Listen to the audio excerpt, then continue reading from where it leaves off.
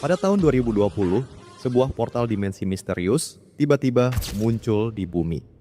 Dari dalam portal itu, muncul berbagai jenis monster mengerikan yang menyerang umat manusia. Ironisnya, tidak ada senjata buatan manusia yang mempan melawan monster-monster mengerikan itu. Senjata pemusnah sekelas nuklir pun bahkan tak meninggalkan goresan sedikit pun pada monster-monster itu. Di tengah keputusasaan dan pasrah akan takdir kepunahan umat manusia, tiba-tiba muncul suara misterius yang seakan membawa kembali sedikit harapan untuk bertahan hidup. Suara misterius itu menyarankan kepada manusia untuk menaklukkan labirin jika ingin mendapatkan kekuatan untuk melawan monster-monster itu. Ada 4 tingkat kesulitan labirin. Yang pertama adalah easy mode, merupakan labirin dengan tingkat kesulitan rendah. Yang kedua adalah normal mode, labirin dengan tingkat kesulitan menengah. Yang ketiga adalah hard mode, labirin dengan tingkat kesulitan tinggi. Kemudian yang keempat adalah solo mode, labirin dengan tingkat kesulitan yang mematikan. Lebih lanjut, suara misterius itu memberikan kebebasan kepada manusia untuk memilih labirin mana yang ingin dimasuki. Hanya saja, semakin tinggi tingkat kesulitan labirin, maka akan berpeluang lebih besar untuk menjadi sangat kuat. Terakhir, suara misterius itu mengingatkan bahwa manusia tidak bisa keluar dari labirin sebelum menaklukkan labirin tersebut.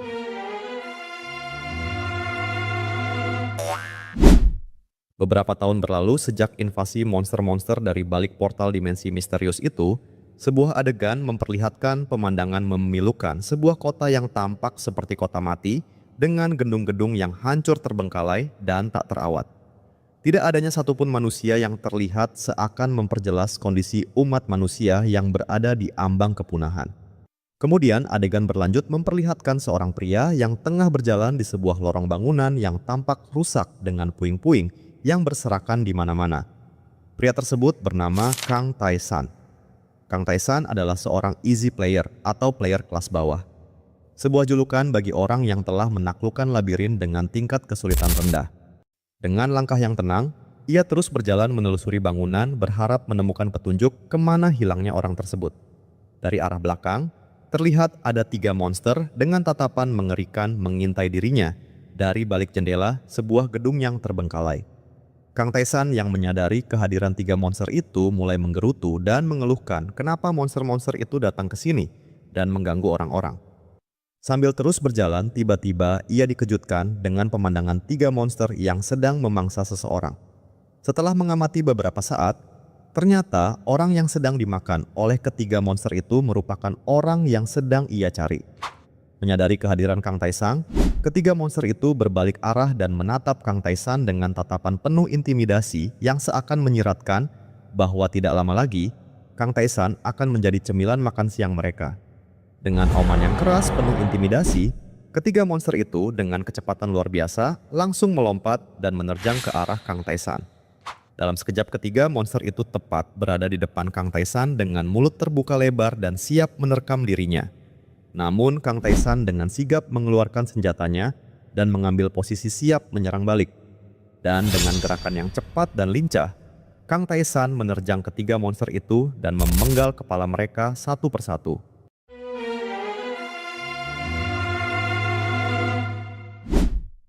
Adegan kemudian berpindah pada sebuah gerbang yang sangat besar. Gerbang tersebut terbuat dari baja yang sangat tebal sehingga tampak terlihat kuat dan kokoh, yang kemudian mengisyaratkan bahwa gerbang ini dibuat untuk menghalau para monster. Dari luar gerbang tersebut, Kang Tae-san yang sudah kembali dari misinya mengetuk-ngetuk pintu gerbang dan meminta orang yang ada di dalamnya untuk membukakan pintu itu.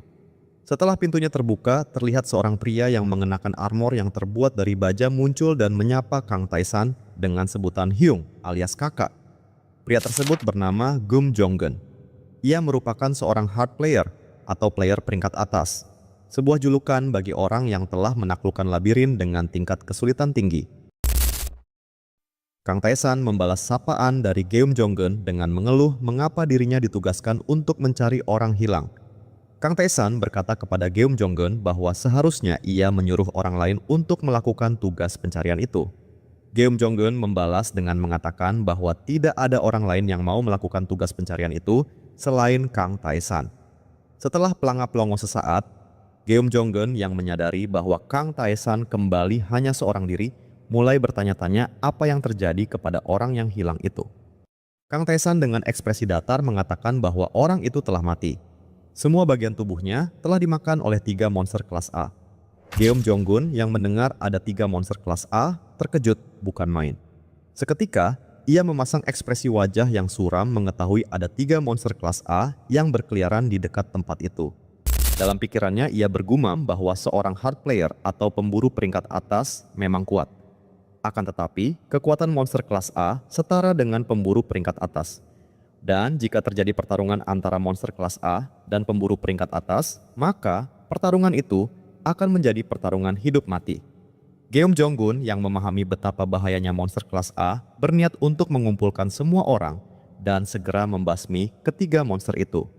Akan tetapi, Kang Taesan dengan nada santai berkata bahwa ia telah membunuh ketiga monster itu.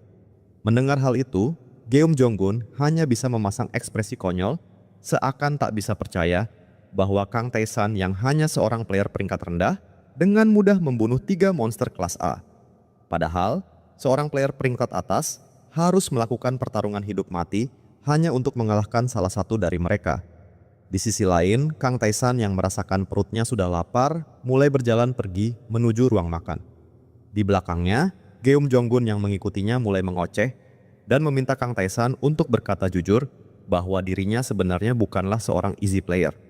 Dengan ekspresi tampak kesal, Kang Taesan meminta Geum Jonggun menghentikan omong kosong yang sedang ia bicarakan.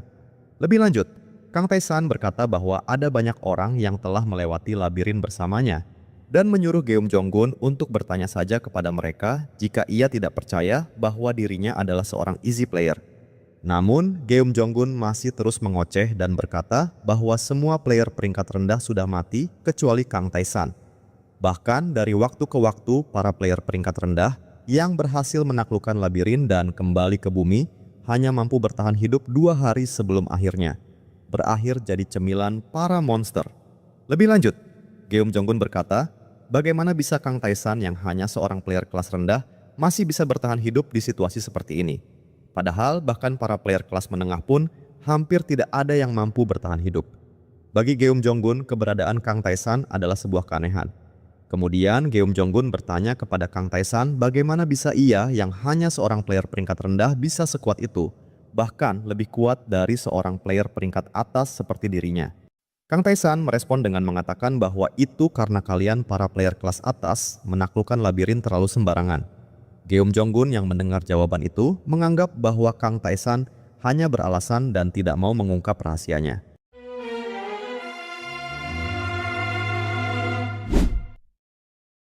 Adegan kemudian berpindah ke sebuah tenda. Di dalam tenda tersebut terlihat Kang Taesan sedang duduk di meja makan dengan ekspresi yang tampak kesal saat memandang sebuah piring yang berisi beberapa kentang tepat berada di depannya. Melihat pemandangan itu, Kang Taesan mulai menggerutu dan mengatakan, apakah mereka tidak bisa menyajikan menu lain selain kentang? Geum Jonggun yang berada di dekatnya menanggapi bahwa di kondisi seperti sekarang ini, kentang adalah makanan yang paling efisien untuk dihasilkan. Menurut Geum Jonggun, pemahaman seperti ini merupakan kultivasi sederhana. Kemudian ia bertanya, apakah Kang Taesan tidak mempelajari skill kultivasi sederhana ini? Kang Taesan dengan nada kesal mengatakan, bagaimana mungkin seorang easy player mempelajari hal seperti itu?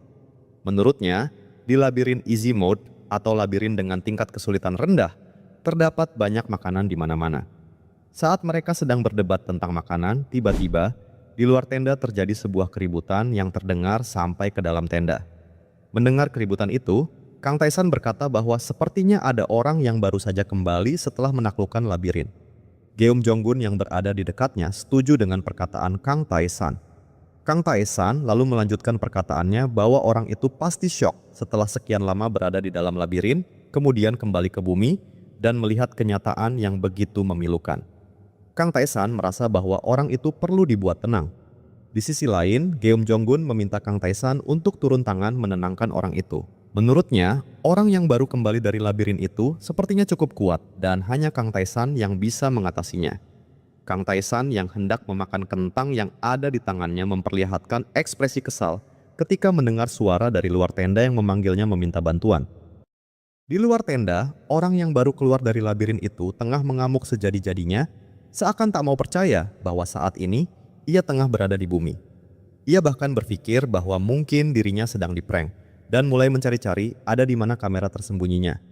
Ia mulai berteriak dan menyuruh semua orang tidak mempermainkan dirinya. Yap, orang ini bernama Lee Chang-chun, seorang player peringkat atas.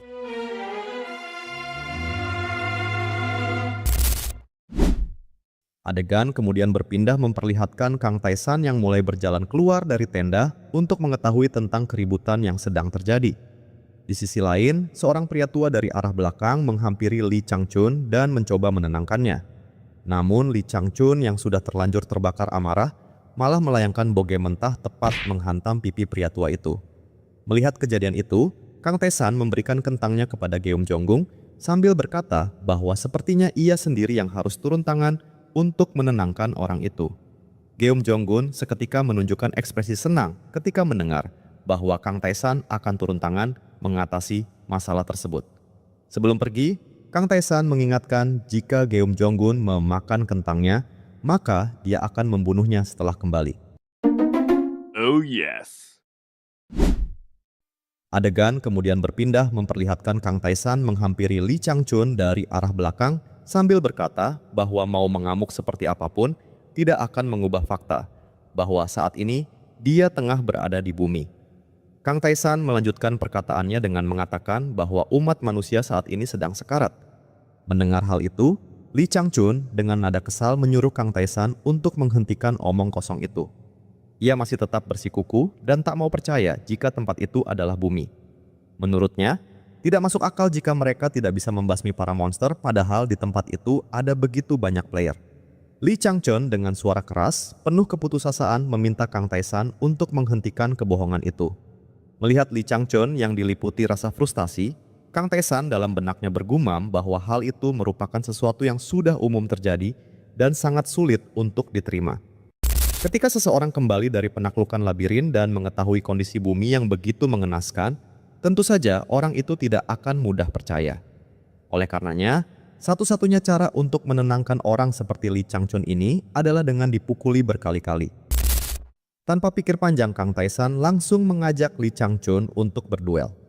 Mendengar ajakan duel itu, Lee Chang-chun dengan memasang ekspresi tegas bertanya-tanya tentang siapa sebenarnya Kang Taesan. Namun, saat mengetahui bahwa Kang Taesan hanyalah seorang easy player, Lee Chang-chun pun mulai mengoceh dan meremehkan Kang Taesan. Ia berkata bahwa permintaan duel dari Kang Taesan merupakan sesuatu yang lucu. Menurutnya, bagaimana mungkin seorang player rendahan mencoba menantang dirinya yang seorang player kelas atas. Dengan gaya penuh percaya diri bak NPC yang sebentar lagi bakal kena bogey mentah, Lee Chang-chun terus mengoceh, menjelaskan perbedaan kekuatannya dengan Kang Taesan. Dia mengatakan bahwa tingkat kekuatan seseorang tergantung pada tingkat kesulitan labirin yang ditaklukkan. Di sisi lain, Kang Taesan yang sudah bosan dengan ocehan Lee Chang-chun menyuruhnya untuk berhenti mengoceh dan segera maju. Kang Taesan dengan sengaja memprovokasi Lee Chang-chun dengan mengatakan bahwa sebentar lagi ia akan menunjukkan kepadanya kenyataan dunia yang sebenarnya.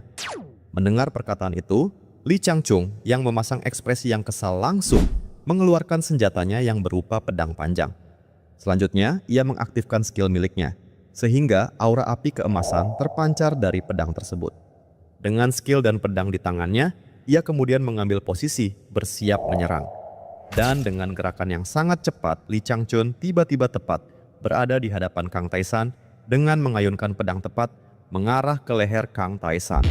Serangan cepat dan kuat dari Lee Chang-chun menciptakan ledakan di area sekitarnya dan menghasilkan kepulan asap yang menghalangi pandangan mata.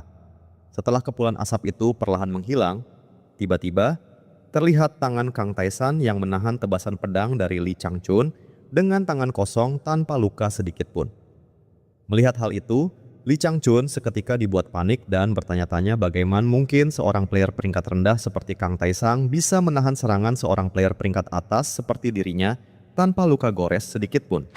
Namun, ketika Lee Chang-chun masih memikirkan apa yang sebenarnya terjadi, tiba-tiba, di sisi lain Kang Taesan dengan kepalan tangan yang diselimuti aura biru langsung menghantamkan serangan tepat ke perut Lee Chang-chun. Namun, serangan itu tidak menimbulkan luka yang berarti dan hanya membuat Lee Chang-chun sedikit terdorong ke belakang. Menyadari bahwa serangan biasa tidak begitu berdampak besar pada seorang pemburu peringkat atas, Kang Taesan tanpa pikir panjang langsung mengaktifkan 3 skill sekaligus. Skill pertama adalah Addition, skill yang dapat menggandakan kekuatan serangan. Kemudian skill kedua adalah Multiplication, skill yang dapat melipat gandakan serangan menggunakan perkalian akar kuadrat. Dan yang ketiga adalah Ultimate Judgment, skill yang bisa mengabaikan atau meniadakan skill pertahanan lawan.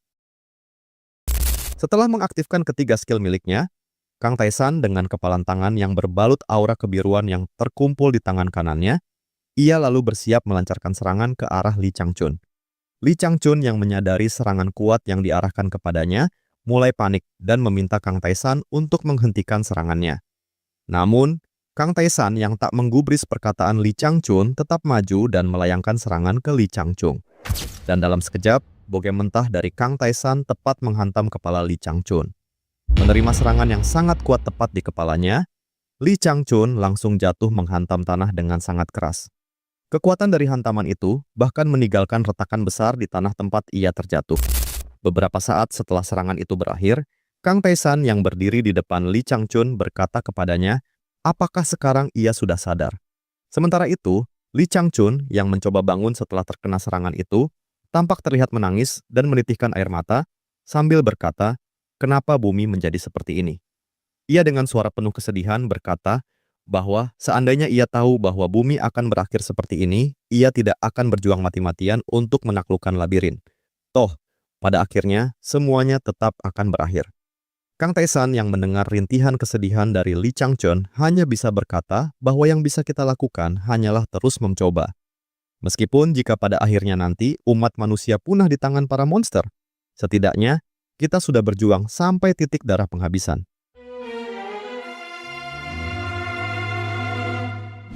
Beberapa saat setelah duel itu berakhir, adegan kemudian berpindah memperlihatkan Lee Changchun yang sedang terluka dengan wajah yang masih menitihkan air mata tengah berjalan masuk ke dalam tenda dengan ditopang oleh pria tua yang sebelumnya ia hantam dengan bogem mentah. Di luar tenda, Kang Taesan yang tengah berjalan pelan menoleh ke belakang saat mendengar suara Geum Jonggun memanggilnya. Dari arah belakang, Geum Jonggun yang membawa sebutir kentang milik Kang Taesan di tangan kanannya, berjalan menghampiri Kang Taesan sembari mengoceh, mengungkapkan kekagumannya melihat aksi Kang Taesan yang menghajar seorang player peringkat atas. Sembari menangkap kentang yang dilemparkan oleh Geum Jonggun ke arahnya, Kang Taesan merespon dengan menyuruh Geum Jonggun menghentikan ocehannya. Menurutnya, tidak ada yang bisa dibanggakan dengan mengalahkan orang yang lemah seperti Lee Changchun. Mendengar itu, Geum Jonggun seketika memasang ekspresi konyol sambil berkata kepada Kang Taesan bahwa bukan karena Lee Changchun lemah, hanya saja Kang Taesan saja yang terlalu kuat. Namun, Kang Taesan yang sedang memakan kentang di tangannya mengabaikan perkataan Geum Jonggun dan malah fokus mengeluhkan bahwa kentang itu sudah dingin. Dari arah belakang, Geum Jonggun masih terus mengoceh mengungkapkan kekagumannya pada skill yang digunakan Kang Taesan ketika menghajar Lee Changchun dalam duel. Di akhir ocehannya, ia bertanya kepada Kang Taesan dari mana ia mendapatkan skill-skill seperti itu. Dengan wajah datar, Kang Taesan menjawab dengan mengatakan bahwa ia mendapatkannya melalui kerja keras. Di tengah perbincangan itu, tiba-tiba mereka dikejutkan dengan suara sorak-sorakan dari orang-orang yang seolah sedang menyambut kedatangan seseorang. Mendengar suara sorak-sorakan itu, Geum Jonggun dengan wajah penasaran bertanya-tanya, apakah ada orang lain yang baru kembali dari penaklukan labirin selain Lee Changchun? Kang Taesan dengan ekspresi santai menanggapi dengan mengatakan bahwa sepertinya tidak demikian. Sebab jika ada orang yang baru kembali dari penaklukan labirin, maka suara yang akan terdengar adalah suara keributan, bukan suara sorak-sorakan. Sementara itu, di tempat lain kita diperlihatkan pada seorang wanita yang baru saja kembali dan disambut dengan sorak-sorakan dari orang-orang. Yap, wanita ini bernama Lee Taeyeon. Ia merupakan seorang solo player atau penakluk labirin dengan level kesulitan yang mematikan. Lee Taeyeon merupakan satu-satunya orang yang mampu menaklukkan labirin dengan sangat cepat.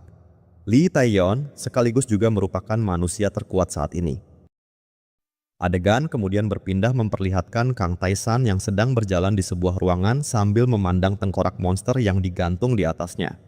Sembari mengamati satu persatu koleksi benda-benda yang menghiasi ruangan itu, Kang Taesan Dalam pikirannya bergumam tentang keanehan pemilik tempat tersebut yang memiliki obsesi yang eksentrik. Menurutnya, bagaimana mungkin ada orang yang masih sibuk mengoleksi barang-barang seperti itu di tengah kondisi di mana manusia akan segera punah.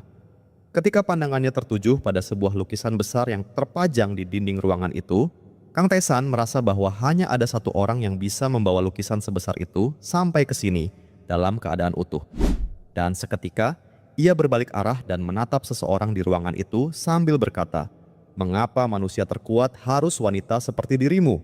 Dan yap, orang itu adalah Lee Taeyeon, sang solo player sekaligus manusia terkuat. Lee Taeyeon dengan pose anggun berkata bahwa obsesi terhadap sesuatu merupakan hal yang sangat penting di situasi seperti ini. Ia mulai menggoda Kang Taesan dengan mengatakan bahwa sebaiknya Kang Taesan punya hobi sepertinya. Kang Taesan membalas dengan mengatakan bahwa ia akan memikirkannya ketika ia punya waktu luang. Lebih lanjut, Kang Taesan bertanya kepada Lee Taeyeon untuk apa ia memanggilnya. Di sisi lain, Lee Taeyeon dengan senyum kecil mulai membuka jendela sistem dan memperlihatkan status miliknya. Di sana, terlihat bahwa Lee Taeyeon berada di level 258 dengan status poin semuanya tinggi, terutama poin HP-nya yang hampir menyentuh angka 46.000. Kang Taesan yang melihat itu, dengan wajah kesal bertanya kepada Lee Taeyeon dengan mengatakan apakah ia sedang memamerkan kekuatannya. Lee Taeyeon menjawab dengan mengatakan bahwa itu hanya sebuah pemeriksaan semata. Lebih lanjut, ia menyuruh Kang Taesan untuk memperlihatkan statusnya juga. Kang Taesan yang tidak bisa menolak mulai membuka status miliknya. Setelah terbuka, di sana terlihat bahwa Kang Taesan berada di level 57 dengan semua poin status miliknya yang sangat-sangat rendah. Lee Taeyeon sedikit terkejut saat melihat level Kang Taesan yang sangat lemah. Dalam pikirannya, ia mulai menjelaskan bahwa saat seorang player menaklukkan labirin, maka semua pertumbuhannya akan berhenti, sehingga tidak ada cara untuk menjadi lebih kuat. Tingkat kekuatan seorang player sangat bergantung pada tingkat kesulitan labirin. Lebih lanjut, ia mengatakan bahwa kekuatan Kang Taesan tidak lebih tinggi dari seorang hard player, namun tidak ada satupun dari mereka yang bisa menahan serangan dari Kang Taesan. Dari pengamatan tersebut, Lee Taeyeon mengambil kesimpulan bahwa rahasia kekuatan Kang Taesan terletak pada skill yang dimilikinya. Untuk membuktikan pernyataannya, Lee Taeyeon lalu mengeluarkan senjatanya dan mulai mengaktifkan skill miliknya. Sesaat kemudian, aura ungu pekat yang sangat dahsyat langsung memenuhi area di sekitarnya. Dan setelah mengambil pose cetar membahana, ia lalu menembakkan serangan cepat dan kuat ke arah Kang Taesan. Menyadari serangan kuat datang tepat ke arahnya, Kang Taesan langsung mengaktifkan salah satu skill miliknya, yaitu pembatalan serangan absolut. Sesaat kemudian, serangan kuat dari Lee Taeyeon menghantam Kang Taesan dan menciptakan ledakan yang maha dahsyat. Ledakan itu menciptakan lubang yang sangat besar di belakang Kang Taesan. Akan tetapi berkat skill miliknya, Kang Taesan selamat dari serangan itu tanpa luka sedikit pun. Kebingungan mendapatkan serangan tiba-tiba, Kang Taesan dengan pose santai bertanya kepada Lee Taeyeon apa yang sedang ia lakukan. Lee Taeyeon dengan memasang wajah tak berdosa merespon dengan mengatakan bahwa itu bukan apa-apa. Ia melanjutkan perkataannya dengan mengatakan bahwa skill-skill yang dimiliki oleh Kang Taesan seperti skill pembatalan serangan absolut, skill penilaian absolut, skill serangan berlapis-lapis, skill penghentian waktu mini, semua skill-skill itu sangat tidak masuk akal. Lebih lanjut, ia bertanya kepada Kang Taesan apakah ia memiliki sekitar 200 skill. Di sisi lain, Kang Taesan yang sedang membersihkan pakaiannya dari debu ledakan serangan, merespon dengan mengatakan bahwa ia memiliki kira-kira 230 skill. Mendengar hal itu, Lee Taeyeon merasa bahwa seharusnya kita semua berusaha menjelajah labirin dan fokus untuk mendapatkan kekuatan sama seperti Kang Taesan. Namun kenyataannya, semua orang malah fokus menaklukkan labirin. Dalam pikirannya, ia bergumam bahwa skill yang dimiliki Kang Taesan sangat kuat. Akan tetapi, karena level dan poin statusnya sangat rendah, sehingga ia tidak bisa memaksimalkan potensi dari skill miliknya. Bahkan, ia tidak bisa menggunakan setengah dari skill yang dia miliki. Di sisi lain, Kang Taesan yang sudah bosan meminta Lee Taeyeon untuk mengganti topik pembicaraan dan menjelaskan alasan sebenarnya ia dipanggil ke sini. Lee Taeyeon dengan memasang wajah agak suram berkata bahwa ia baru saja kembali dari pengintaian. Dan dari pengintaian itu ia menemukan bahwa sebentar lagi akan terjadi gelombang serangan monster. Mendengar itu, Kang Taesan langsung memasang wajah yang begitu suram. Sorot matanya terlihat jelas, memancarkan rasa keputusasaan seakan kematian akan segera mendatanginya. Dan sesaat, ia tenggelam dalam bayangan monster-monster mengerikan yang terlintas di pikirannya. Pelan tapi pasti, ingatannya membawanya ke masa lalu memperlihatkan kota Seoul yang berubah menjadi neraka kehancuran. Kang Tae-san mulai bergumam dengan mengatakan bahwa setiap kali gelombang monster terjadi, banyak orang yang mati dan wilayah yang bisa dihuni manusia menyusut dengan signifikan. Lebih lanjut, ia mengatakan bahwa saat terjadi gelombang pertama, Seoul adalah kota pertama yang hancur dan dikuasai oleh para monster. Di gelombang kedua, setengah dari umat manusia dan para player tangguh kehilangan nyawanya. Dan di gelombang ketiga, kami hanya bisa mempertahankan kota kecil ini. Dan sebentar lagi, gelombang keempat akan membumi hanguskan tempat ini. Kang Tae-san yang sudah kembali dari pikirannya memasang senyuman sinis di wajahnya, sembari bergumam bahwa ini akan menjadi akhir dari umat manusia. Selanjutnya, Kang Tae-san bertanya, ada berapa banyak monster yang akan datang? Lee Tae-yeon yang terlihat mulai bangkit dari duduknya menjawab bahwa ada 2 kelas S, puluhan kelas A, ratusan kelas B, dan seorang apostles. Mendengar itu, Kang Tae-san langsung memegang kepalanya dan bergumam bahwa mereka kekurangan player peringkat atas untuk mengatasi monster kelas A. Kemudian ada 2 monster kelas S yang bahkan Lee Tae-yeon sang manusia terkuat akan kerepotan melawannya. Ditambah lagi kehadiran seorang apostles yang bahkan jauh lebih kuat dari monster peringkat S. Bagi Kang Tae-san, mereka sama sekali tidak punya harapan. Melihat keputusasaan Kang Tae-san, Lee Tae-yeon mencoba menyemangatinya dengan mengatakan bahwa meskipun keadaan tidak menguntungkan, namun mereka harus tetap berusaha. Lebih lanjut, Lee Tae-yeon meminta Kang Tae-san untuk melawan kedua monster kelas S. Mendengar hal itu, Kang Tae-san berkata kepada Lee Tae-yeon apakah ia ingin membunuhnya. Lee Tae-yeon menjawab dengan mengatakan bahwa dirinya harus fokus melawan apostles, sementara tidak ada orang lain lagi di tempat itu yang bisa menangani monster kelas S. Kang Tae-san yang tak punya pilihan terpaksa menerima tugas itu dengan wajah kesal, sembari berjalan pergi menuju pintu keluar. Di sisi lain, Lee Tae-yeon meminta saran dari Kang Tae-san apakah harus mengumumkan soal gelombang serangan monster itu. Kang Tae-san yang mulai berjalan meninggalkan ruangan menanggapi bahwa setidaknya kita harus mempersiapkan mental menghadapi kematian. Menurutnya, tidak bijak jika membiarkan orang-orang terbunuh oleh serangan monster tanpa mengetahui tentang kedatangan mereka. Jadi, memberitahu orang-orang adalah sebuah keharusan. Setelah mengatakan itu, Kang Tae-san lalu pergi dari ruangan itu meninggalkan Lee Tae-yeon yang sendirian. Dengan senyuman di wajahnya, Lee Tae-yeon menaruh harapan besar kepada Kang Tae-san untuk membawa mereka menuju kemenangan. Namun, senyuman itu seketika berubah menjadi kelam saat ia membandingkan dirinya yang hanya seorang pengecut, sembari menggenggam sebuah item misterius di tangan kirinya. Adegan kemudian berpindah memperlihatkan orang-orang yang dilanda keputusasaan setelah menerima pengumuman kedatangan gelombang serangan monster. Di atas benteng pertahanan kota, terlihat Geum Jong-gun yang sedang duduk sembari menatap ke atas langit, seakan telah pasrah dan mempersiapkan kematiannya. Kang Tae-san yang berdiri di samping Geum Jong-gun menatap ke arahnya dan bertanya, apakah dia baik-baik saja? Geum Jong-gun menjawab dengan nada pasrah mengatakan bahwa tidak ada yang bisa ia keluhkan mengingat semua orang memiliki nasib yang sama. Lagi pula, ia sudah hidup cukup lama. Menurutnya, bisa hidup sampai sekarang merupakan sebuah kemewahan. Kang Tae-san merespon dengan mengatakan bahwa apa hubungan kemewahan dengan kematian. Meninggalkan Geum Jong-gun yang terduduk lesu tanpa semangat, Kang Tae-san mengalihkan pandangannya ke bawah benteng, memperlihatkan Lee Chang-chung yang terdiam membatu di pojokan tanpa ekspresi layaknya mayat hidup. Kang Tae-san yang melihat itu berkata bahwa orang itu cukup menyedihkan. Geum Jong-gun yang juga menoleh ke bawah menyetujui perkataan Kang Tae-san. Menurutnya, dia sangat sial karena harus mati tepat pada hari dia kembali ke dunia luar. Di tengah keputusasaan semua orang, tiba-tiba sebuah energi misterius muncul di angkasa. Energi misterius itu seperti petir yang berwarna merah keunguan, berasal dari suatu lokasi di antara gedung-gedung tinggi tersebut. Kang Tae-san yang memasang wajah serius mencoba mengamati dan mencari tahu sumber dari energi tersebut. Dan sesaat kemudian, sebuah portal dimensi terlihat jelas muncul di antara bangunan-bangunan tersebut. Dari dalam portal tersebut terlihat bayangan monster yang pelan tapi pasti. berjalan keluar dari portal tersebut. Dan dalam sekejap, sekumpulan monster memperlihatkan pemandangan yang sangat mengerikan.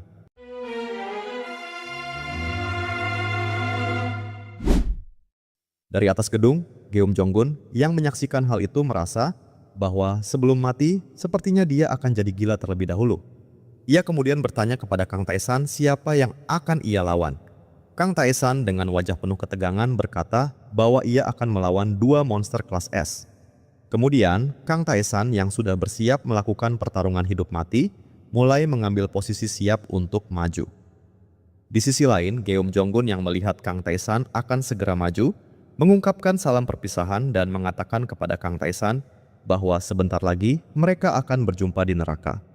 Di sisi lain, Kang Taesan yang sudah mengambil posisi langsung mengaktifkan skillnya yang bernama Great Leap yang menghasilkan aura kebiruan di kedua kakinya.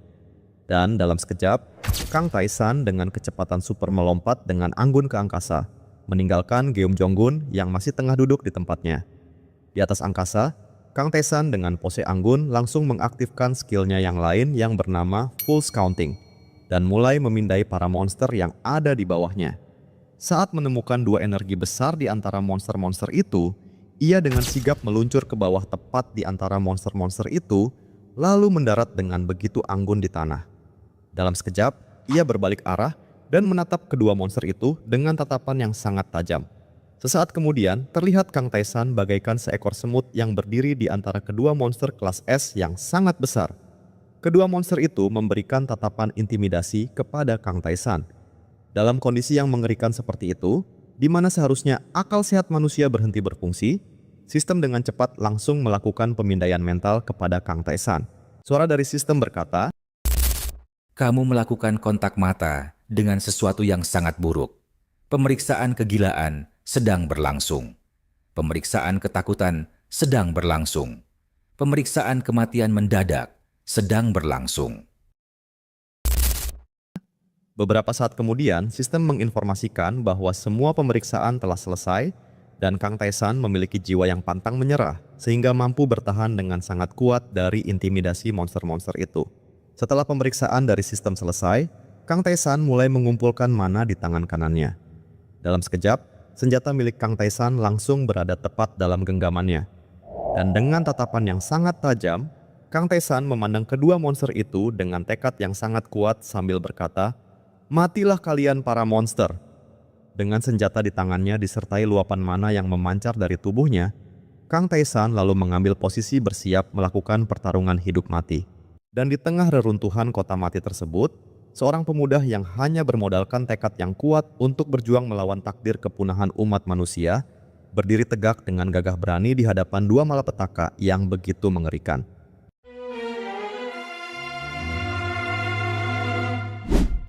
Selanjutnya, adegan memperlihatkan Kang Taesan yang memasang kuda-kuda bertahan saat melihat salah satu monster tersebut mengambil pijakan yang mengakibatkan tanah di bawahnya menjadi retak. Dan dalam sekejap, terlihat monster raksasa dengan kepala mirip jamur dengan kaki seperti kelabang melompat tepat di atas Kang Taesan dan berniat melumat Kang Taesan dengan tubuh bongsornya. Monster mirip jamur raksasa itu langsung menghantam keras ke arah Kang Taesan berada. Hantaman keras dari monster itu sampai membuat tanah yang ada di bawahnya menjadi rusak dan menciptakan gelombang kejut yang sangat dahsyat. Namun, Kang Taesan yang sebelumnya melihat serangan itu datang, langsung mengaktifkan skill akselerasi miliknya. Dan dalam sepersekian detik, ia melakukan pergerakan cepat menghindari serangan tersebut. Mengetahui serangannya tidak berhasil, monster jamur itu langsung menatap ke arah Kang Taesan dengan tatapan yang sangat tajam. Sementara itu, Kang Taesan yang menatap balik ke arah monster itu langsung mengaktifkan skill penilaian kepada monster itu. Dan diketahui bahwa monster jamur itu merupakan monster tipe penyerang bertahan dengan poin HP di angka 148 juta. Mengetahui hal itu, Kang Taesan menganggap jumlah tersebut sebuah lelucon yang sangat membagongkan. Terlebih lagi, jika dibandingkan dengan status poin kekuatan Kang Taesan yang bahkan tidak ada satupun yang menyentuh angka 1000. Kenyataan itu membuat Kang Taesan berpikir bahwa butuh waktu selamanya untuk mengalahkan monster itu.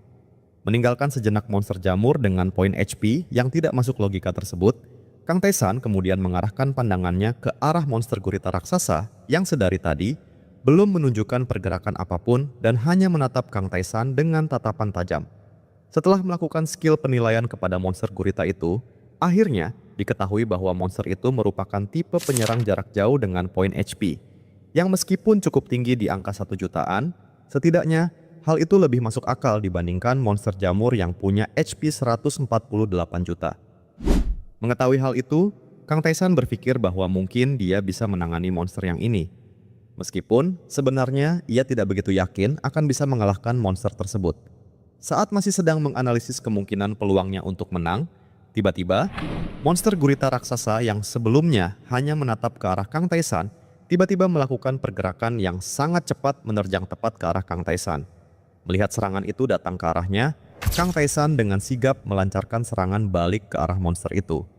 Dan dengan kecepatan dan akselerasi yang memukau Kang Taesan berhasil menghindari setiap tentakel yang diarahkan kepadanya dan berhasil memotong salah satu dari tentakel monster itu. Akan tetapi, serangan dari Kang Taesan tidak menghasilkan damage yang berarti kepada monster itu. Mengetahui bahwa menyerang tentakel tidak akan memberikan damage yang berarti pada monster tersebut, Kang Taesan berniat langsung menyerang kepala monster itu. Namun, sebelum ia berhasil mendaratkan serangan ke kepala monster itu, tiba-tiba monster gurita tersebut mengeluarkan mana dari tentakel-tentakelnya, lalu menembakkan mana itu tepat ke arah Kang Taesan. Sementara itu, Kang Taesan yang berada dalam jarak tembak yang sangat dekat, tidak sempat melakukan akselerasi untuk menghindari serangan itu. Dalam posisi terdesak, Kang Taesan langsung mengaktifkan salah satu skill miliknya, yaitu pembatalan absolut serangan pertama. Berkat skill tersebut, Kang Taesan berhasil menetralkan serangan mana kuat itu dan selamat dari kematian. Namun masalah sebenarnya tidak berhenti sampai di situ, sebab serangan mana tersebut bagaikan laser yang keluar dari setiap tentakel milik monster itu dan menembakkan serangan ke segala arah tanpa berhenti. Mengetahui hal itu, Kang Taesan merasa bahwa tidak mungkin untuk menghindari semua laser mana itu satu persatu ketika melihat serangan itu datang. Menurutnya, satu-satunya cara untuk menghindari serangan itu adalah dengan memprediksi arah lintasan serangan itu. Kang Taesan dengan tekad kuat dan pantang menyerah maju dan menerjang di antara serangan mana laser tersebut sembari menghindari setiap tembakan demi tembakan. Dan ketika ia berada lebih dekat ke monster gurita itu, ia langsung mengaktifkan skill akselerasi miliknya dan maju dengan kecepatan penuh dan menghantamkan serangan tepat ke kepala monster itu. Namun, serangan dari Kang Taesan tidak cukup kuat untuk menembus kulit keras dari monster gurita itu dan hanya membuatnya sedikit berdarah. Kang Taesan yang tidak mau menyerah sekali lagi melompat ke atas dan berniat melancarkan serangan tepat ke kepala monster gurita. Namun, sebelum berhasil melancarkan serangannya, monster jamur tiba-tiba muncul dan berniat menghalau serangan dari Kang Taesan. Dan sesaat kemudian, kedua monster itu melakukan kolaborasi di mana monster jamur dengan tipe bertahan berada di depan menjadi tameng, sementara monster gurita yang tipe petarung berada di belakang sebagai penyerang. Sembari memasang senyum licik di wajahnya, Kang Taesan yang memahami bahwa tidak mungkin melawan kedua monster itu secara bersamaan, langsung mengaktifkan sistem duel paksa kepada monster jamur. Dan dalam sekejap, sebuah kubah penghalang muncul dan menghempaskan monster gurita keluar dari penghalang meninggalkan Kang Taesan dan monster jamur di dalam penghalang. Kemudian, notifikasi sistem mengingatkan kepada Kang Taesan bahwa kubah penghalang itu hanya akan bertahan selama 1 menit. Adegan kemudian berpindah ke dalam penghalang. Di dalam penghalang, terlihat Kang Taesan yang berdiri kokoh bersiap menantang monster jamur raksasa yang berada tepat di hadapan Kang Taesan dengan tatapan yang begitu kuat. Dalam pikirannya ia bergumam bahwa seandainya Lee Taeyeon sang manusia terkuat ada di sini, maka seharusnya ini akan menjadi pertarungan mudah baginya. Mengingat ia memiliki perlengkapan dan statistik legendaris hasil dari menyelesaikan labirin solo mode. Terlebih lagi, berkat poin status miliknya yang sangat tinggi, maka serangan dari monster tipe bertahan seperti monster jamur itu tidak akan terlalu berdampak padanya. Jadi, dia akan mengurus monster tipe penyerang seperti monster gurita itu terlebih dahulu. Lebih lanjut, Kang Taesan mengatakan bahwa hal itu tidak berlaku untuk dirinya. Sebab, dengan statistik rendah yang dimilikinya, maka tidak peduli, baik itu monster tipe penyerang ataupun tipe bertahan. Satu serangan saja dari mereka akan membuatnya langsung tewas. Kang Taesan yang sudah kembali dari pikirannya, langsung mengaktifkan 3 skill andalan miliknya. Dan sesaat kemudian suara notifikasi sistem muncul dan mengatakan, kamu telah mengaktifkan skill additional. Serangan saat ini digandakan. Kamu telah mengaktifkan skill multiplication. Serangan saat ini dikuadratkan. Kamu telah mengaktifkan skill absolute judgment. Skill pertahanan lawan diabaikan. Setelah skillnya aktif, poin serangan Kang Taesan sekarang berada di angka 9.604. Mengetahui bahwa jumlah tersebut belum cukup untuk menumbangkan monster jamur yang ada di hadapannya, Kang Taesan mengatur ulang skill kuadrat dan menggunakannya kembali sekali lagi.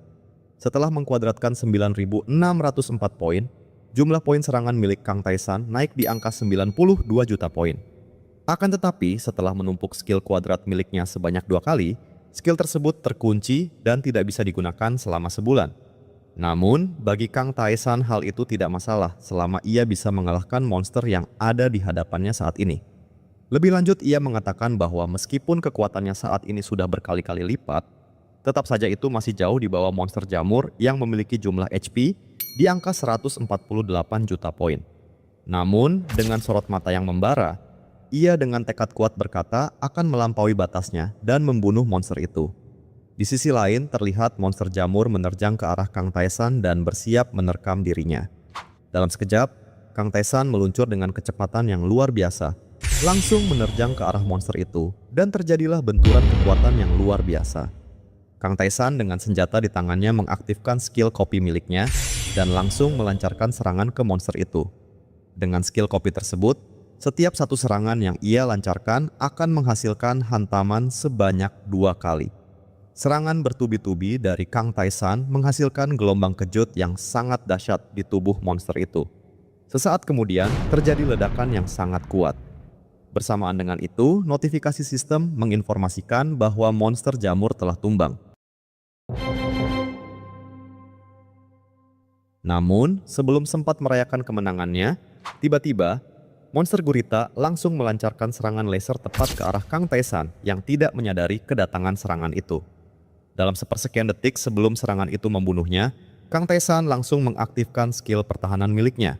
Sesaat kemudian, terlihat Kang Taesan yang meskipun terluka namun berhasil menghindari luka fatal berkat skill pertahanan miliknya.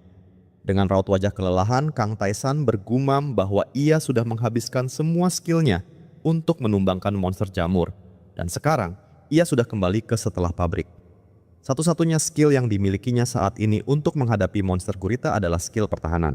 Lebih lanjut, ia mengatakan bahwa pertarungan sekarang hanya soal menyerang dan menghindar.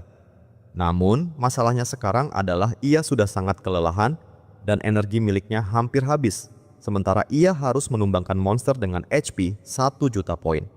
Dalam perhitungannya, Kang Taesan berkata bahwa dengan kekuatannya sekarang yang sudah kembali ke setelan pabrik, ia harus menyerang monster gurita sebanyak 25.000 kali untuk bisa menumbangkan monster itu. Dalam kondisi seperti itu, Kang Taesan merasa bahwa ia tidak akan berhasil. Dan akhirnya, dimulailah perjalanan Kang Taesan untuk melayangkan pukulan sebanyak 25.000 kali ke monster gurita. Malam berganti siang. Kang Taesan masih bertarung. Siang berganti malam. Kang Taesan masih bertarung. Malam berganti siang. Kang Taesan masih bertarung. Tidak diketahui sudah berapa lama Kang Taesan bertarung dengan monster gurita. Namun, satu hal yang sudah pasti bahwa sedikit demi sedikit Kang Taesan memangkas jumlah HP monster itu. Sampai pada suatu momen di mana terlihat bahwa Kang Taesan berada dalam konsentrasi penuh, seperti kehilangan kesadarannya. Kondisi tersebut memicu notifikasi sistem dan mengatakan bahwa Kang Taesan berhasil mendapatkan skill jiwa. Namun, karena skill tersebut diperoleh di luar labirin, maka skill itu telah disegel. Dan beberapa saat kemudian, kita diperlihatkan pada Kang Taesan yang sudah babak belur dan terlihat sangat kelelahan sedang menggenggam pedang yang menancap ke tubuh monster gurita. Dan yap, sulit dipercaya, ternyata Kang Taesan berhasil menumbangkan monster gurita dengan melayangkan sebanyak 25.000 serangan siang dan malam tanpa henti selama berhari-hari. Suara sistem juga bahkan mengatakan bahwa dewa dari semua dimensi keheranan melihat prestasimu. Sementara itu, Kang Taesan yang sudah sadar dengan wajah yang begitu kelelahan bertanya-tanya, sudah berapa lama ia bertarung. sebab ia merasa sudah bertarung lebih dari sebulan. Ia bahkan memaki statistik miliknya yang sangat rendah, sehingga membuatnya harus melalui pertarungan panjang dan melelahkan. Dengan tubuh yang penuh luka dan kelelahan, ia berjalan untuk kembali dan mengecek kondisi orang-orang.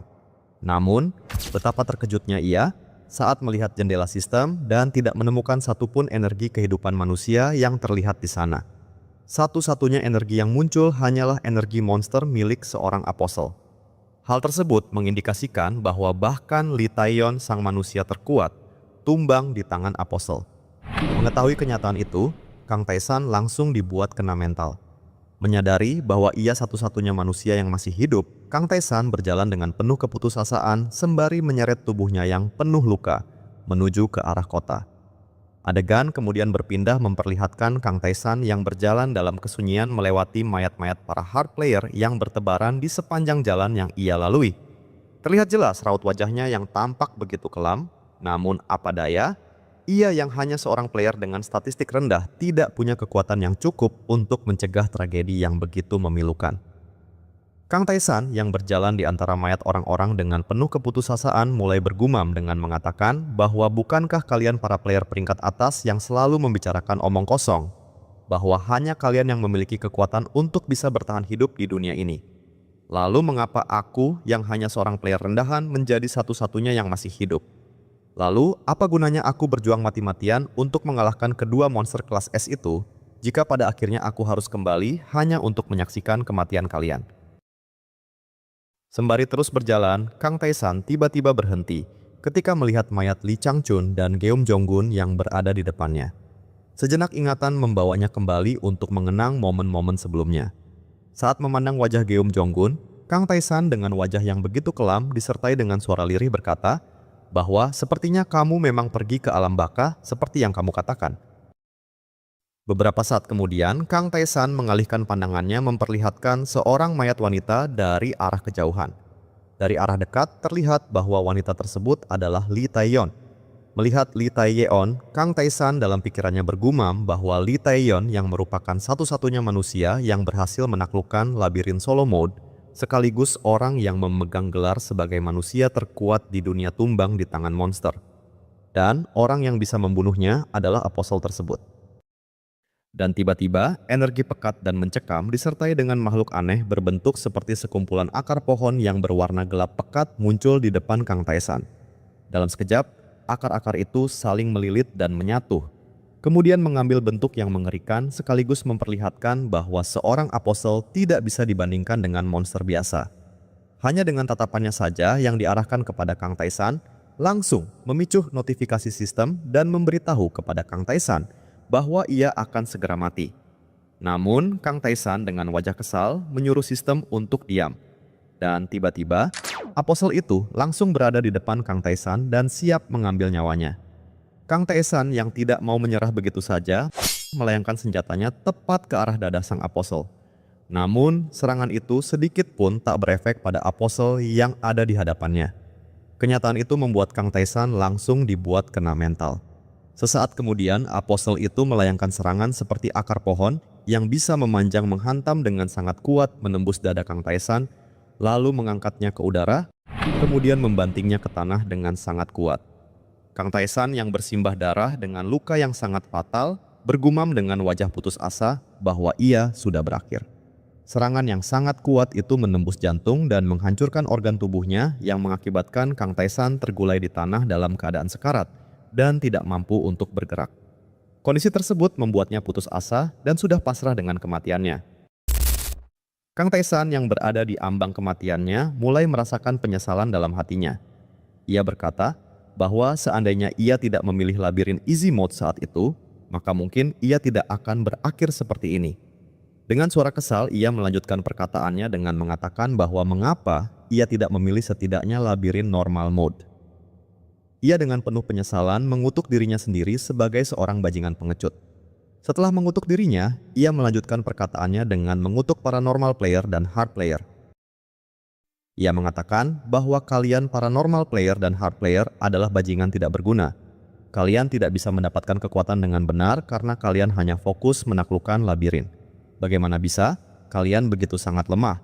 bahkan setelah memilih labirin normal mode dan labirin hard mode. Andai saja kalian berusaha mendapatkan kekuatan di labirin paling tidak setengah dari usaha yang aku lakukan, maka kita, umat manusia, bisa saja menghindari tragedi ini.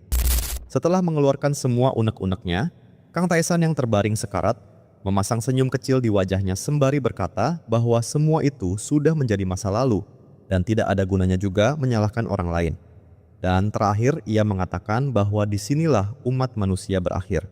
Saat mempersiapkan kematiannya, tiba-tiba Kang Taisan dikejutkan oleh pancaran cahaya dari item misterius yang ada dalam genggaman Li Taiyon. Kang Taisan yang melihat itu bergumam bahwa sepertinya Li Taiyon berusaha melindungi item tersebut. Dengan sisa-sisa tenaga yang dimilikinya, Kang Taisan merangkak sekuat tenaga untuk mencapai Li Taiyon. Namun, sang apostel yang melihat pergerakan mencurigakan dari Kang Taisan langsung menatapnya dengan tatapan yang sangat kuat. Di tengah kondisi di mana ia tidak punya peluang sama sekali, ia dengan cepat mengaktifkan skill miliknya yang bernama Kesempatan Terakhir. Skill tersebut memberikan kesempatan kepada Kang Taisan untuk mengaktifkan satu skill yang ia miliki. Dan tanpa pikir panjang, Kang Taisan memilih mengaktifkan skill Penghentian Waktu Mini. Setelah mengaktifkan skill tersebut, notifikasi sistem muncul dan menginformasikan bahwa waktu dalam radius 100 meter dihentikan selama 2 menit. Pada saat yang bersamaan, sang apostel itu mulai bergerak ke arah Kang Taisan. Dan tiba-tiba, berkat skill penghentian waktu miliknya, sang apostel itu langsung berhenti dan membeku di tempatnya. Sementara itu, Kang Taisan sedang berjuang merangkak dari arah depan, mencoba menggapai Li Taiyon dengan sisa-sisa tenaga yang dimilikinya. Setelah berhasil sampai, Kang Taisan langsung melakukan pemeriksaan kepada item misterius yang ada di tangan Li Taiyon. Sesaat kemudian diketahui bahwa item itu bernama Bezoar Ouroboros, merupakan bezoar para dewa untuk mengontrol semua kehidupan. Bezoar itu dapat digunakan satu kali untuk memutar kembali waktu. Mengetahui hal itu, Kang Taisan langsung terkejut bukan main. Ia bertanya-tanya kenapa Li Taiyon tidak menggunakan item itu. Sementara itu dari atas terlihat apostel yang sudah terbebas dari skill penghentian waktu, bersiap untuk melancarkan serangan penghabisan kepada Kang Taisan. Kang Taisan yang menyadari serangan itu berbalik arah dan menatap apostel itu dengan tatapan kuat sembari berkata, "Sampai jumpa lagi, bajingan." Dan sebelum mulut besar dan mengerikan sang apostel menerkamnya, Kang Taisan dengan cepat langsung menggunakan item itu. Dalam sekejap, item itu memancarkan cahaya yang sangat terang dan menyilaukan pandangan. Adegan kemudian berpindah pada sebuah dimensi, memperlihatkan Kang Taisan kecil yang sedang terduduk lesu dalam lingkaran cahaya kebiruan. Dari arah depannya terdapat Kang Taisan dewasa yang berdiri dan menatap dirinya yang kecil sembari bergumam, kenapa ia dilahirkan. Pemandangan itu memicu ingatan kelamnya. Kang Taisan berkata, "Ketika aku masih kecil, orang tuaku menjadikanku samsak tinju untuk menghilangkan stres. Setelah dipukuli berkali-kali, aku akhirnya percaya bahwa aku tidak berharga. Kelemahanku inilah yang membuatku memilih labirin easy mode. Tapi itu tidak akan terjadi lagi karena aku sudah tahu nilai dan bakatku sekarang." Kang Taisan yang berdiri penuh percaya diri dengan raut wajah yang penuh harapan menatap ke arah cahaya yang perlahan demi perlahan menyilaukan pandangannya. Dan kemudian, tiba-tiba Kang Taisan terbangun di lantai sebuah ruangan serta dikelilingi beberapa barang yang ada di dekatnya. Sesaat setelah tersadar, Kang Taisan yang mulai mengamati area di sekitarnya merasa bahwa tempat itu terasa familiar. Setelah melihat ponsel yang ada di dekatnya, Kang Taisan akhirnya mengetahui bahwa ia benar-benar kembali ke masa lalu dan berada di tempat tinggalnya. Kemudian terlihat ponsel yang ada di tangan Kang Taisan menunjukkan tahun 2019, bulan Desember, tanggal 31, tepat pada pukul 11 malam. Hal ini mengindikasikan bahwa tersisa 1 jam lagi sebelum masuk 1 Januari tahun 2020 yang menjadi awal dari tragedi kepunahan umat manusia. Beberapa saat kemudian terlihat Kang Taisan yang memasang wajah konyol saat menikmati potongan pizza yang ada di tangannya. Dalam pikirannya ia bertanya-tanya bahwa sudah berapa lama sejak ia terakhir kali makan pizza. Sebab setelah terjadi kiamat, makanan yang selalu ia makan hanyalah kentang dan bangkai monster. Setelah selesai menikmati pizza, Kang Taisan mulai menunjukkan raut wajah penasaran bertanya-tanya, kenapa Li Taiyon bisa memiliki item yang bisa memutar kembali waktu. Lebih lanjut, ia dibuat kebingungan mengapa Lee Tae-yeon tidak menggunakan item itu bahkan sampai akhir. Menurutnya, Lee Tae-yeon yang ia kenal adalah tipe orang yang akan kabur ketika berada dalam kondisi yang terdesak. Namun anehnya, Lee Tae-yeon malah memilih menyerahkan nyawanya kepada seorang apostle ketimbang memilih kabur ke masa lalu. Kang Tae-san yang tidak ingin terlalu dipusingkan dengan jalan pikiran Lee Tae-yeon, keluar dari kamarnya dan menatap gemerlapnya kota yang ada di hadapannya. Sementara itu, ponsel yang ada di tangan kanannya menunjukkan pukul 11.58. Tersisa 2 menit lagi sebelum tragedi portal dimensi misterius terjadi. Kang Tae-san yang tengah menatap kota, bergumam dalam pikirannya bahwa semua orang di dunia pasti sedang menghitung mundur waktu saat ini, menyambut datangnya tahun baru, sembari berharap segala sesuatunya akan menjadi lebih baik. Namun sayangnya saat tahun baru tiba, dunia. Sebelum Kang Tae-san menyelesaikan perkataannya, tiba-tiba dari arah atas muncul retakan dimensi yang memancarkan gelombang mana. Retakan itu semakin membesar dan menarik perhatian dari orang-orang. Sesaat kemudian muncul 2 tangan dengan cakar yang sangat besar disertai tatapan mata yang sangat mengerikan. Orang-orang yang melihat hal itu dibuat kebingungan dan bertanya-tanya apa yang sedang mereka lihat itu. Di tempat lain, Kang Tae-san yang memandang ke arah portal dimensi itu bergumam bahwa sebelumnya ia kaget saat melihat monster itu, tapi sekarang itu tidak lagi. Dari pengamatannya, Kang Tae-san memperkirakan bahwa itu adalah monster peringkat B. Monster yang dengan mudah dapat diatasi oleh seorang hard player tanpa kesulitan. Di tempat lain, terlihat sebuah helikopter yang terbang di dekat portal dimensi dan memperlihatkan bahwa monster itu hampir sepenuhnya keluar dari portal dimensi. Keadaan itu menggemparkan dunia nyata dan dunia maya sekaligus. Kemudian, monster yang sudah keluar dari portal dimensi itu mengumpulkan nafas api di mulutnya, lalu menembakkan serangan bagaikan luapan gunung berapi yang mengarah tepat ke arah orang-orang yang sedang berhamburan kepanikan. Serangan itu membuat sebagian dari orang-orang itu terpanggang habis, sementara sebagian lagi berlarian mencoba menyelamatkan diri. Dan akhirnya terlihatlah rintihan orang-orang dalam kobaran api yang begitu mengerikan. Dalam keadaan putus asa tersebut, tiba-tiba jendela sistem muncul tepat di hadapan semua orang yang sedang berlarian ketakutan. Bersamaan dengan itu, suara misterius itu muncul dan mengatakan, Halo, duniamu akan dihancurkan oleh penjajah. Senjata yang kalian buat dengan sangat hati-hati tidak ada gunanya melawan mereka. Tapi jangan khawatir, makhluk penyayang yang telah mengasihani kalian telah memutuskan untuk memberi kalian semua kesempatan. Sementara itu, Kang Tae-san yang berjalan di antara orang-orang yang sedang berhamburan kepanikan, mengumpat dengan suara kesal saat mendengar kata penyayang yang diucapkan oleh suara misterius itu. Menurutnya, mereka itu hanyalah sekumpulan orang gila yang menjadikan nyawa manusia sebagai tontonan hiburan. Lebih lanjut, suara misterius itu melanjutkan perkataannya dengan mengatakan, Kalian bisa mendapatkan kekuatan dengan menaklukkan labirin. Ada 4 pilihan labirin dan kalian diberi kebebasan untuk memilih labirin yang ingin kalian masuki.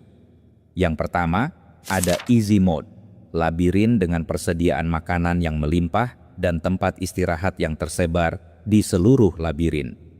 Labirin mode ini menjanjikan keuntungan bagi kalian. Yang kedua, ada normal mode. Di labirin ini, makanan akan langkah dan tempat istirahat akan jauh lebih sedikit daripada labirin easy mode. Akan tetapi, dengan tekad dan ketahanan dalam menghadapi tantangan, maka menyelesaikan labirin ini masih memungkinkan. Yang ketiga, ada hard mode. Ini merupakan labirin yang akan menguji batasmu.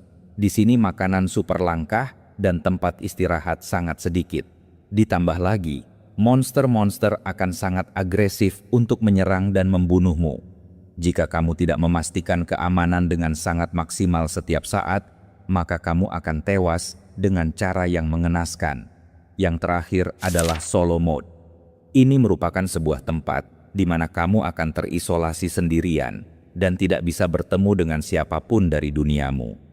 Satu-satunya yang menantimu di labirin ini hanyalah monster, musuh, dan NPC. Di tempat ini, segalanya tentang dirimu akan diuji, mulai dari keberuntungan, bakat, kebijaksanaan strategi, dan kemampuan bertahan hidup.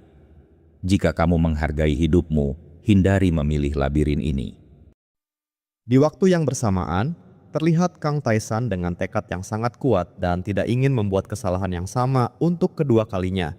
Tengah berdiri di depan gerbang dimensi, bersiap menantang labirin solo mode, yaitu labirin dengan tingkat kesulitan tertinggi, di mana hanya Li Taiyon satu-satunya manusia yang berhasil menaklukkan labirin tersebut dan keluar dengan selamat sekaligus menyandang gelar manusia terkuat.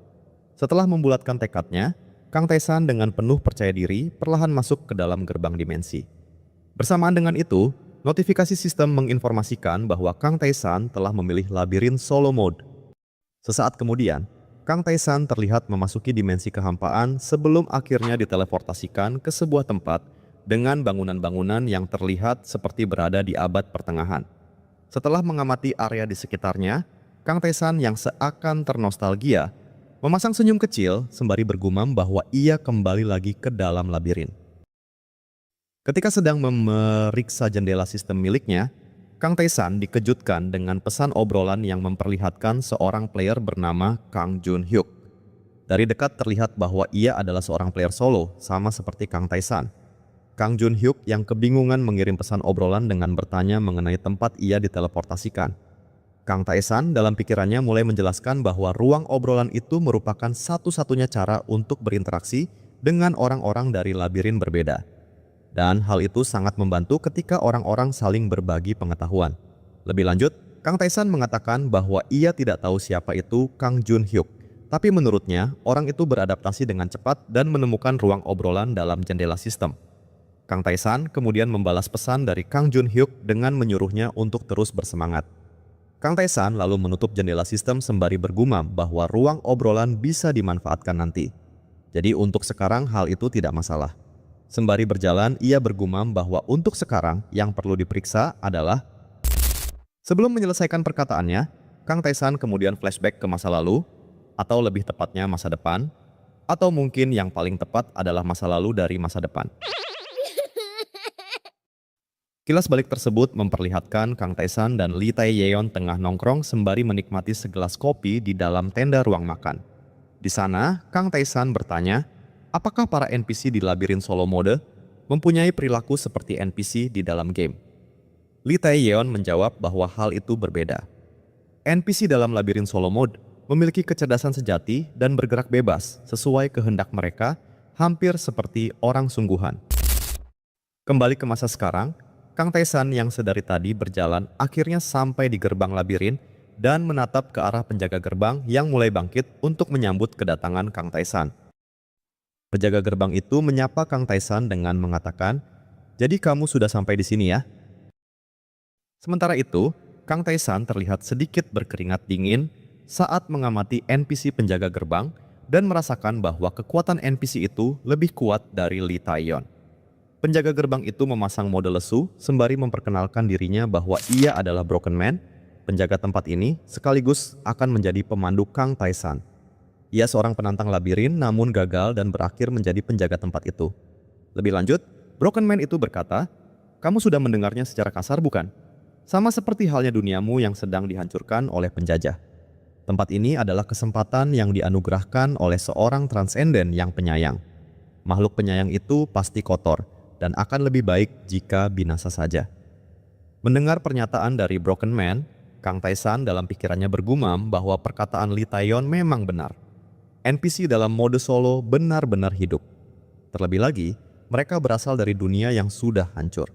Melihat Kang Taisan yang berada dalam mode tenang, Broken Man itu dibuat kebingungan dan bertanya-tanya karena seharusnya siapapun pasti akan panik dalam situasi seperti ini.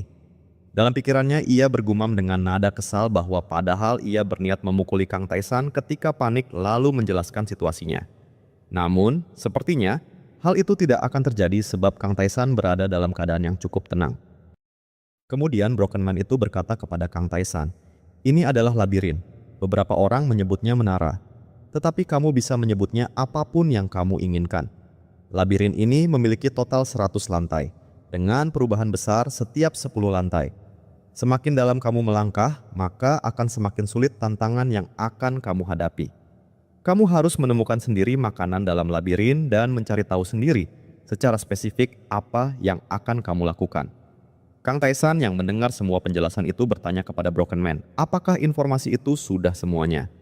Mendengar pertanyaan itu, Broken Man yang masih dalam mode lesu berkata dengan nada kesal bahwa apakah ia harus menjelaskan apa yang ada di lantai 1, apa yang ada di lantai 2, dan seterusnya. Broken Man menutup perkataannya dengan menyuruh Kang Taesan untuk bertanya saja kepada penjual item yang ada di dalam labirin.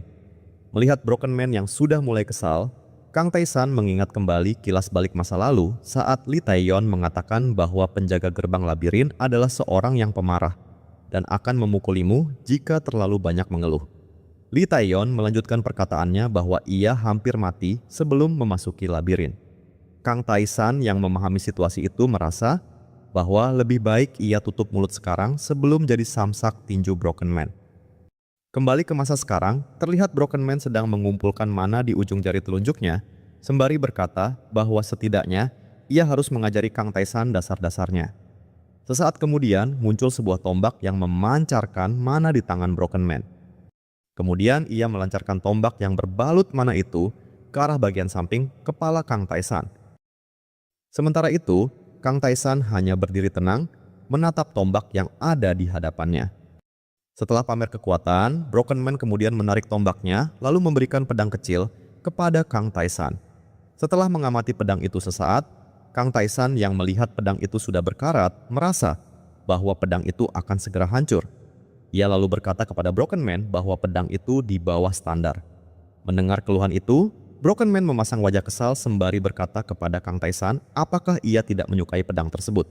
Sementara itu, Kang Taesan yang tidak ingin membuat Broken Man marah dengan cepat merespon dan mengatakan bahwa tidak demikian. Setelah berpikir sesaat, Broken Man kemudian memberikan sebuah gelang kepada Kang Taesan. Setelah diperiksa, sistem mengonfirmasi bahwa gelang itu adalah barang ampas yang sudah usang. Gelang itu telah kehilangan nilai aslinya karena penggunaan jangka panjang. Kang Taesan yang kebingungan hanya diberi barang ampas bergumam dalam pikirannya bahwa sejauh yang ia tahu, Lee Taeyeon tidak pernah mengatakan bahwa ia pernah bertemu dengan penjaga gerbang tolol seperti Broken Man ini. Di sisi lain, Broken Man dengan gaya penuh percaya diri, bak seorang senior sejati berkata bahwa berbagai skill akan ditambahkan jadi sebaiknya kamu memeriksa keahlianmu. Ia lalu menyuruh Kang Taesan untuk segera masuk ke dalam labirin. Terlihat Kang Taesan yang tertunduk lesuh mengucapkan terima kasih dengan ekspresi suram. Terakhir, Broken Man itu berkata, "Semoga beruntung." Sembari menatap ke arah gerbang, memperlihatkan Kang Taesan yang mulai memasuki labirin. Sesaat kemudian, Kang Taesan sepenuhnya masuk ke dalam labirin meninggalkan Broken Man yang sedang merenung dan bertanya-tanya, kenapa Kang Taesan tersenyum seolah-olah ia bersemangat memasuki labirin. Padahal dari pengalamannya sebagai penjaga gerbang, ia sudah bertemu dengan banyak penantang yang bisa dibilang jenius. Akan tetapi, tidak satupun dari mereka yang pernah menaklukkan labirin ini. Namun, saat melihat Kang Taesan, Broken Man merasakan ada sesuatu yang berbeda pada diri Kang Taesan. Bukan hanya soal bakat atau kemampuan sederhana, tapi ada sesuatu yang lebih mendasar. Broken Man yang terlihat sudah mulai duduk kembali mengakhiri perkataannya dengan mengatakan bahwa ia berharap Kang Taesan bisa keluar dengan selamat. Adegan kemudian berpindah ke dalam labirin memperlihatkan Kang Taesan yang sedang berjalan menyusuri lorong yang ada di hadapannya, sembari menggenggam pedang berkarat pemberian Broken Man. Beberapa saat kemudian, Kang Taesan berhenti sejenak sembari menatap ke arah jendela sistem. Jendela sistem itu menginformasikan bahwa labirin ini dibuat oleh penyihir hebat sejak lama, dan ada desas-desus yang mengatakan bahwa labirin ini akan mengabulkan satu permintaan kepada siapapun yang berhasil menaklukkannya. Lebih lanjut, sistem menginformasikan bahwa labirin ini adalah sebuah dunia yang tersegel tempat para entitas mengerikan yang bergerak tanpa nafas, dan makhluk hidup mati. Semua yang ada di tempat ini ada untuk menindasmu. Tapi jika kau bisa menembus neraka yang dalam dan gelap ini, maka kemuliaan abadi menantimu. Setelah berjalan beberapa saat menyusuri lorong gerbang masuk labirin, Kang Taesan akhirnya sampai di ujung lorong dan tiba di lantai pertama labirin. Dari arah depannya terlihat pemandangan yang menakutkan, disertai dengan hembusan angin yang mencekam seakan menyambut dengan ucapan, "Selamat datang di area kematian." Sesaat kemudian, sistem mengonfirmasi bahwa tempat itu adalah lantai pertama tempat para benda-benda mati yang hidup saat ditusuk. Sistem menginformasikan bahwa kekuatan di tempat itu tidak begitu kuat. Namun, tempat ini penuh dengan lokasi dan rahasia tersembunyi. Tergantung pada rahasia yang kamu temukan, hadiah akan diberikan saat kamu menyelesaikannya. Kalahkan bos di lantai pertama untuk lanjut ke lantai berikutnya. Hadiah yang akan didapat setelah mengalahkan bos lantai adalah ramuan peningkatan poin status secara acak. Adapun hadiah rahasia yang bisa didapatkan di lantai pertama tidak diketahui. Sementara itu, Kang Taesan dengan senyum percaya diri bergumam bahwa haruskah ia segera memulainya sekarang. Dan tanpa pikir panjang, ia langsung berjalan menyusuri lorong-lorong sempit yang ada di lantai pertama labirin. Sesaat, ia kembali flashback memperlihatkan kilas balik saat ia berbincang dengan Lee Taeyeon. Lee Taeyeon bertanya kepada Kang Taesan apakah di labirin mode easy terdapat sebuah toko. Kang Taesan menjawab bahwa ada seorang pedagang. Lee Taeyeon kembali bertanya, pedagang macam apa orang itu? Kang Taesan menjawab bahwa ia seorang NPC biasa yang hanya sebatas tempat singgah untuk membeli ramuan. Lee Taeyeon menanggapi bahwa toko yang ada di labirin mode solo lebih dari sekedar penjual ramuan. Sebab di sana, mereka menjual banyak item. Kang Taesan yang mendengar hal itu menganggap bahwa Lee Taeyeon sedang membual. Namun, Lee Taeyeon yang tidak ingin disebut pembual mulai melepas sarung tangannya, lalu memperlihatkan gelang yang ada di tangannya yang teridentifikasi dengan nama gelang Dark Shadows. Merupakan item tingkat atas yang dapat mengurangi kerusakan yang diterima sebesar 50%. Kang Taesan yang melihat gelang itu sembari memasang ekspresi yang masih meragukan bertanya, jadi mereka menjual benda seperti itu di toko. Lee Taeyeon menjawab bahwa ada masih banyak item lain, namun ia tidak mampu membelinya karena kekurangan emas. Lee Taeyeon melanjutkan bahwa jika Kang Taesan membeli semuanya dari toko itu, maka mungkin ia akan jadi lebih kuat darinya. Kembali ke masa sekarang, Kang Taesan yang sedari tadi berjalan menyusuri lorong labirin akhirnya tiba di pintu masuk toko penjual item. Dalam pikirannya ia bergumam bahwa sebelumnya ia tidak peduli dengan perkataan Lee Taeyeon soal membeli semua barang karena itu sesuatu yang mustahil. Tapi sekarang situasinya sudah berbeda dan saat ini ia benar-benar tepat berada di depan pintu toko itu. Tanpa pikir panjang, Kang Taesan langsung membuka pintu dan masuk ke dalam toko. Di dalam toko terlihat seorang pria tua dengan rambut panjang dan wajah yang dipenuhi jenggot sedang duduk sembari menikmati rokok era penjajahan yang ada di tangannya. Pria tua itu lalu menoleh dan memberi salam menyambut kedatangan Kang Taesan. Kang Taesan yang sudah berada di dalam toko membalas salam dari pria tua itu. Setelah mengamati Kang Taesan sesaat dan melihat ketenangan yang ada padanya, pria tua itu bergumam dengan mengatakan bahwa sepertinya kondisi mentalmu sangat baik. Ia kemudian bertanya mengenai identitas Kang Taesan. Kang Taesan menjawab dengan mengatakan bahwa namanya adalah Kang Taesan. Kang Taesan melanjutkan dengan bertanya balik kepada pria tua itu apakah ia penjaga toko ini. Pria tua itu menjawab, memangnya, kenapa kalau benar ia adalah penjaga toko? Setelah mengamati ruangan itu sesaat, Kang Taesan dengan wajah kebingungan berkata bahwa tidak ada satupun barang yang ada di tokomu. Sesaat, pria tua itu memperlihatkan aura misterius sebelum akhirnya sedikit menyeringai sembari berkata bahwa untuk menampilkan semua koleksi item miliknya, maka itu akan memakan lebih banyak ruang dan tidak akan muat, meskipun dipajang di seluruh area labirin pada lantai pertama. Lebih lanjut, pria tua itu mengatakan bahwa lagi pula ia tidak berniat menunjukkan dagangannya kepada Kang Taesan. Kang Taesan yang kebingungan dengan tingkah pria tua itu bertanya, lalu untuk apa kamu ada di tempat ini? Mendengar pertanyaan Kang Taesan, pria tua yang sedari tadi memasang mode tenang, tiba-tiba lepas kendali dan marah, lalu memukul meja yang ada di hadapannya, sembari berkata bahwa ia berada di tempat itu bukan karena keinginannya. Ia terpaksa meninggalkan pekerjaan dan tempat tinggalnya akibat invasi para monster. Lagi pula, ia tidak ingin memamerkan barang-barangnya kepada orang-orang bodoh. Setelah kembali ke mode tenang, pria tua itu berkata bahwa ia mungkin mempertimbangkan memperlihatkan barang dagangannya jika Kang Taesan bisa membuktikan bahwa ia layak untuk membeli barang miliknya. Sembari menunjuk ke arah tangga menuju area labirin pertama, pria tua itu berkata bahwa kembalilah dengan selamat. Kemudian aku akan menunjukkan item-item milikku. Kang Taesan yang mendengar pernyataan itu bergumam dalam pikirannya bahwa ternyata syarat jualan pak tua itu adalah bertahan hidup. Ia lalu bertanya, jadi aku harus menaklukkan labirin untuk bisa melihat item-item itu. Di sisi lain, pria tua itu malah sedang melamun tengah memikirkan bahwa ia merasa kalau Kang Taisan ini orangnya agak sedikit aneh. Setelah dipanggil berkali-kali, pria tua itu akhirnya tersadar lalu menjawab pertanyaan Kang Taisan dengan mengatakan bahwa tidak harus menaklukkan labirin. Namun, cukup hanya dengan membuktikan kelayakan dirimu. Setelah obrolan panjang itu, Kang Taisan kemudian pamit dan mulai berjalan keluar dari toko, meninggalkan pria tua yang menatap kepergian Kang Taisan sembari bergumam dalam pikirannya bahwa biasanya orang akan gemetar dan ketakutan dalam situasi seperti ini. Ia dibuat kebingungan mengapa Kang Taisan terlihat begitu tenang, seakan tidak bisa merasakan ketakutan sama sekali. Tidak ingin terlalu dibuat pusing dengan keanehan Kang Taisan, pria tua itu mulai meregangkan encoknya sembari berkata bahwa tidak ada gunanya juga memikirkan Kang Taisan, lagi pula ia tidak akan berhasil kembali dengan selamat.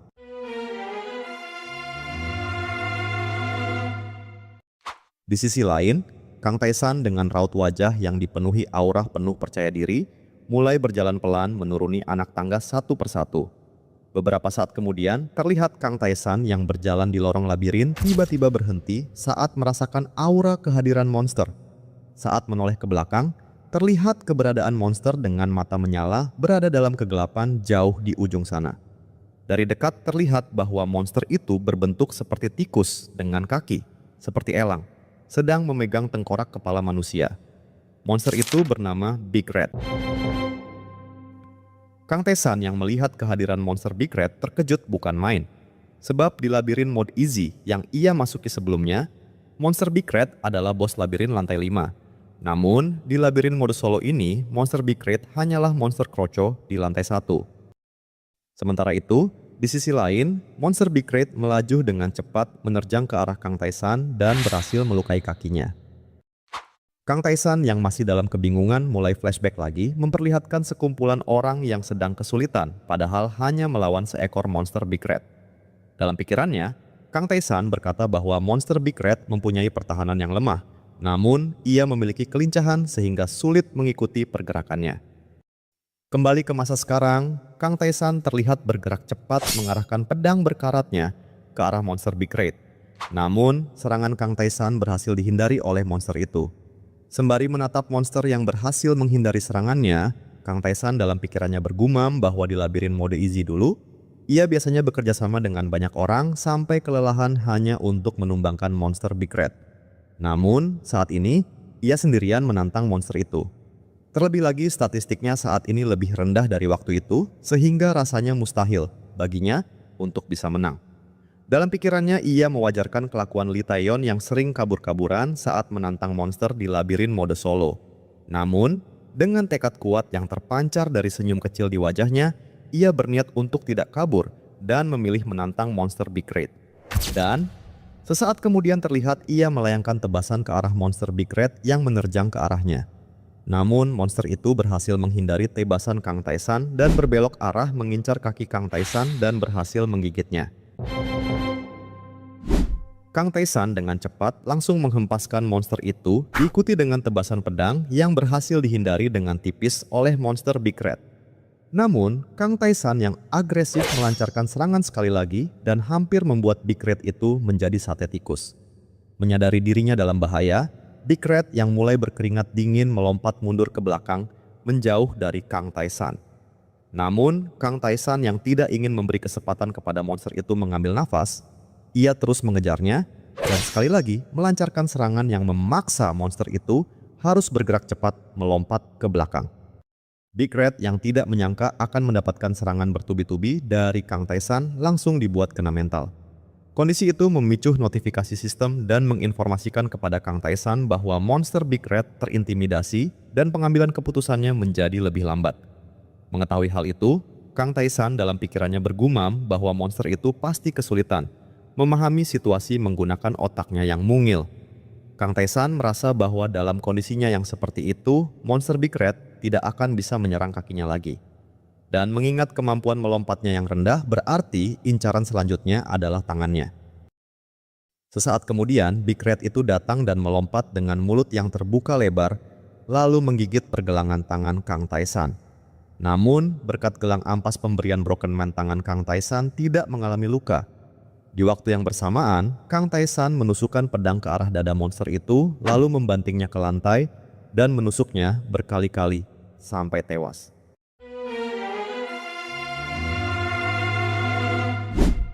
Adegan kemudian berpindah memperlihatkan Kang Taesan yang kembali ke toko pria tua.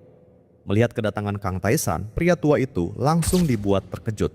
Sementara itu, terlihat Kang Taesan datang dengan membawa daging Big Red di tangan kirinya sembari menawarkan daging itu kepada pria tua. Adegan lalu berpindah ke ruang obrolan sistem. Di sana, Kang Jun Hyuk yang sedang berada di alternatif labirin solo mode yang lain, mengeluh dengan mengatakan bahwa pria tua pemilik toko terlalu sombong. Ia mengatakan bahwa mengapa pemilik toko itu terus mengoceh sambil menjual produknya. Lee Taeyeon yang ada di labirin solo lain menanggapi pesan obrolan dari Kang Jun Hyuk dengan mengatakan bahwa pemilik toko yang ada di tempatnya juga sangat menyebalkan. Ia mengatakan bahwa seharusnya pemilik toko menjual produknya saja, bukannya malah sibuk mengoceh tidak jelas. Lee Taeyeon melanjutkan perkataannya bahwa ia sangat ingin memukuli penjual item itu, namun ia sudah tidak punya tenaga untuk melakukan itu karena ia babak belur habis dipukuli oleh penjaga gerbang labirin. Sementara itu, di tempat Kang Taesan pria tua pemilik toko masih memasang ekspresi terkejut melihat Kang Taesan berhasil kembali dengan selamat. Melihat keterkejutan pemilik toko, Kang Taesan dengan ekspresi lesuh berkata, "Jadi apakah kamu berharap aku mati?" Pemilik toko menjawab, tidak seperti itu." Beberapa saat kemudian, daging monster Big Red yang dibawa oleh Kang Taesan sudah dibersihkan dan dipisahkan dari kulitnya. Di sisi lain, pemilik toko masih saja memasang wajah yang keheranan sembari menatap daging Big Red yang ada di hadapannya. Ia yang masih belum bisa percaya bertanya kepada Kang Taesan apakah ia benar-benar menangkap Big Red itu. Kang Taesan menjawab bahwa itu benar. Kang Taesan kemudian bertanya kepada penjaga toko apakah ia juga menerima atau membeli barang seperti daging Big Red. Namun, pemilik toko yang masih keheranan mengabaikan pertanyaan Kang Taesan dan malah melamun sembari bergumam bahwa daging Big Red itu merupakan kualitas terbaik. Apalagi dagingnya juga tidak terlalu berantakan dan kotor. Ini berarti bahwa Kang Taesan menangkapnya dengan sangat sempurna. Ia sangat terkejut mengetahui bahwa Kang Taesan tidak memilih kabur dan malah menantang Big Red. Dari pengamatannya itu, ia dibuat bertanya-tanya apakah Kang Taesan benar-benar orang yang baru pertama kali memasuki labirin. Setelah kembali dari pikirannya, pemilik toko berkata kepada Kang Taesan bahwa ia telah memenuhi syarat dan bisa melihat barang dari tokonya. Ia mengatakan bahwa ia menjual hampir semua barang, lalu menyuruh Kang Taesan untuk menyebutkan barang apa saja yang ia inginkan. Setelah berpikir sesaat, Kang Taesan bertanya kepada pemilik toko apakah ia memiliki perisai menara. Terkejut dengan jawaban Kang Taesan, pemilik toko berkata bahwa dari semua barang miliknya, mengapa Kang Taesan malah menginginkan perisai menara. Kang Taesan dengan wajah menyeringai berkata bahwa ia akan menggunakan perisai itu untuk menyerang para monster Big Red sekaligus. Setelah mendengar alasan dari Kang Taesan menginginkan perisai, pemilik toko kemudian menempelkan jarinya di dinding toko sembari mengucapkan kata pintu emas. Dan seketika, dinding itu memancarkan cahaya yang sangat terang sebelum akhirnya muncul sebuah perisai di tangan pemilik toko. Perisai itu teridentifikasi dengan nama perisai menara berat. Perisai itu cukup keras dan mampu menahan banyak serangan. Kang Taesan yang melihat perisai itu bergumam dalam pikirannya bahwa perisai itu lebih dari cukup. Terlebih lagi, kualitasnya sangat bagus dan jika di labirin easy mode, perisai seperti itu hanya bisa diperoleh di lantai 7. Namun, saat mendengar bahwa harganya 500 emas, Kang Taesan yang hanya memiliki 243 emas seketika berbalik arah dan berniat memburu lebih banyak Big Red untuk dijual agar mampu membeli perisai itu. Akan tetapi, pria tua itu melemparkan perisainya kepada Kang Taesan sembari berkata bahwa tidak perlu mengkhawatirkan soal emas karena ia akan memberikannya secara gratis.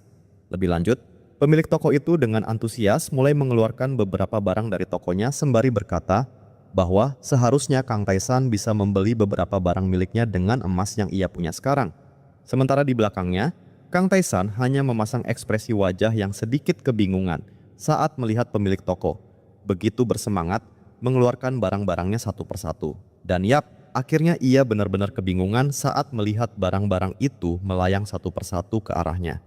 Beberapa saat kemudian, Kang Taesan yang kebingungan diberi banyak barang bertanya kepada pemilik toko, mengapa ia memberinya begitu banyak. Dengan senyum sumringgai, pemilik toko menjawab bahwa apa salahnya jika ia ingin berbuat baik. Dengan bergaya bak kakek-kakek penyayang cucu, kakek tua itu menyuruh Kang Taisan untuk berhenti bertanya dan segera mengambil barang-barang itu. Setelah memeriksanya satu persatu, Kang Taisan dalam pikirannya bergumam bahwa barang-barang itu kebanyakan adalah ramuan cair, seperti ramuan yang bisa memulihkan stamina, ramuan yang bisa meningkatkan kekuatan serangan, ramuan yang bisa meningkatkan kecepatan, dan lain-lain. Bagi Kang Taisan, ramuan-ramuan tersebut adalah sesuatu yang sangat diperlukan untuk menaklukkan labirin. Sejenak, Kang Taisan berpikir bahwa sepertinya ia tidak perlu menggunakan uangnya dulu untuk membeli ramuan untuk saat ini. Menurutnya, ia perlu menggunakan uangnya yang terbatas itu untuk membeli sesuatu yang lebih dibutuhkannya untuk saat sekarang. Sesaat, ia berpikir untuk membeli senjata seperti busur dan panah. Setelah menganalisis kemungkinannya untuk bertarung menggunakan busur panah, ia lalu mengeluarkan koin emas miliknya sembari berkata kepada pemilik toko bahwa ia akan membelinya. Mengetahui bahwa Kang Taisan tidak membeli berbagai ramuan yang menggiurkan itu dan malah lebih memilih membeli busur dan panah, pemilik toko itu memasang ekspresi berbinar-binar sembari memberikan busur dan panah kepadanya. Kang Taisan yang melihat tingkah aneh pemilik toko itu dibuat kebingungan. Setelah memberikan busur dan panah, pemilik toko memberitahu Kang Taisan bahwa seseorang tidak bisa memulihkan staminanya di dalam labirin. Namun, khusus di lantai pertama terdapat air mancur kehidupan yang dapat membantu memulihkan stamina. Dan air mancur kehidupan itu bisa digunakan sesuka hati selama masih berada di lantai pertama. Sembari memberitahu lokasinya kepada Kang Taisan, pemilik toko itu mengingatkan bahwa di sana ada orang tua gila. Setelah keperluannya selesai di dalam toko, Kang Taisan kemudian keluar dan berniat pergi menuju lokasi air mancur kehidupan. Di perjalanan, ia dihadang satu persatu monster Big Red. Namun, dengan tameng yang ada di tangannya, ia tanpa kesulitan mampu mengatasi monster-monster itu. Dan tiba-tiba, luapan mana memancar dari tubuhnya. Bersamaan dengan itu, suara notifikasi sistem muncul dan berkata, "Skill Spirituality Racingmu telah diaktifkan."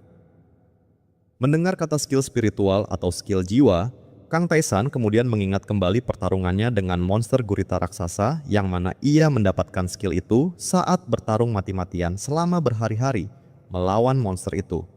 Namun karena saat itu, ia memperoleh skill tersebut di luar labirin, maka skillnya tersegel. Menyadari hal itu, Kang Taisan lalu bertanya-tanya apakah skill spiritual yang sebelumnya tersegel itu dilepaskan sekarang setelah kembali ke labirin. Lebih lanjut, ia dibuat kebingungan apakah skill-skillnya yang ia punya sebelum memutar waktu akan ia dapatkan kembali. Pasalnya, bukan hanya skill spiritual itu, ada beberapa skill yang ia dapatkan sebelumnya di labirin easy mode muncul kembali setelah mengalahkan beberapa monster Big Red. Kang Taisan yang tidak ingin terlalu memikirkan hal itu untuk sekarang melanjutkan perjalanannya menuju mata air kehidupan. Akan tetapi, ia tiba-tiba dihadang oleh monster Big Red. Namun kali ini tidak cuma satu, karena terdapat dua Big Red lagi dari arah belakangnya. Dan tanpa peringatan, Big Red yang ada di depannya langsung melaju dengan cepat menerjang ke arahnya. Melihat serangan itu, Kang Taisan langsung mengarahkan tamengnya, lalu mengibaskannya untuk menyerang monster itu. Namun Big Red dengan cepat melompat ke belakang menghindari kibasan itu. Di waktu yang bersamaan, dari arah belakang kedua monster Big Red secara bersamaan melompat dan berniat mencabik-cabik Kang Taisan dengan gigi tajamnya. Namun Kang Taisan dengan sigap mengarahkan tamengnya ke belakang menghantam kedua monster itu lalu melancarkan serangan penghabisan yang membuat kedua Big Red itu tumbang seketika. Melihat kedua rekannya tumbang, Big Red yang sebelumnya berhasil menghindari kibasan tameng Kang Taisan memasang mode murka lalu melaju dengan cepat mengincar kakinya. Namun, Kang Taisan dengan ekspresi jahat mengangkat tamengnya tinggi-tinggi dan langsung menggeprek monster itu. Adegan kemudian berpindah pada Kang Taisan yang telah memasuki sebuah ruangan dengan halaman yang dipenuhi rumput hijau. Dari dekat terlihat bahwa tempat itu adalah lokasi mata air kehidupan yang sebelumnya dibicarakan oleh penjaga toko. Notifikasi dari sistem menginformasikan bahwa area ini adalah tempat perlindungan labirin. Musuh tidak bisa memasuki tempat ini atas kemauannya sendiri, dan ketenangan di sini membuat orang menjadi malas. Notifikasi sistem juga mengatakan bahwa Kang Tae-san adalah player pertama yang menemukan mata air kehidupan dan berhak mendapatkan peningkatan poin intelligence sebanyak 1 secara permanen dan peningkatan poin mana sebanyak 2 secara permanen. Kang Tae-san lalu berjalan menghampiri kolam mata air kehidupan, kemudian mengambil air dari situ dan langsung meminumnya.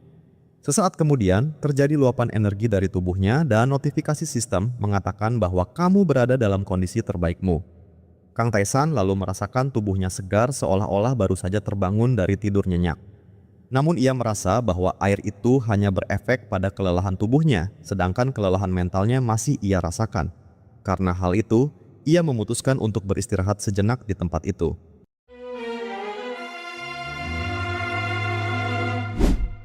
Satu hari telah berlalu semenjak Kang Tae-san berada di tempat itu. Dan saat ini ia tengah duduk memandang jendela sistem dan membuka ruang obrolan yang ada di sana dan mulai memeriksa satu persatu pesan yang belum ia baca sejak masuk ke dalam labirin.